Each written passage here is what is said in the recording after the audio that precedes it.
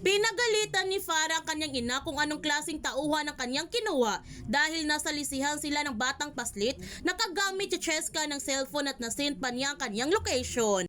Napapraning naman ng gusto si Aling Belen dahil papaano na yung 5 milyon at higit sa lahat, papaano na ang kanyang utang. Pero malakas ang pakiramdam ni Farah na si Lucy ang nagligtas kay Cheska kaya mananagot ito sa kanya. Ipapalabas niya kay Darius na siya ang mastermind sa pagkidnap kay Cheska. Gayon pa man, nagpapasalamat si Cheska sa kanyang tita Farah dahil iniligtas siya nito mula sa mga kidnapper at hindi na siya natatakot sa kanyang tita Farah, hindi katulad ng dati. Dahil nararamdaman na niya na isang mabait na ang kanyang tita Farah. Sobrang masaya naman si Lucy dahil sa wakas minahal na siya ng kanyang anak bilang si Farah.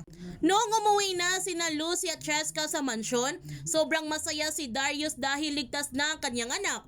Ngunit pinagdududahan naman ito ni Farah ang pagligtas ni Lucy sa kanyang anak na baka magkasabwat sila ng mga kidnapper dahil madali lamang sa kanya ang iligtas si Cheska. Maniniwala kaya si Darius sa mga sinasabi ng kanyang peking asawa?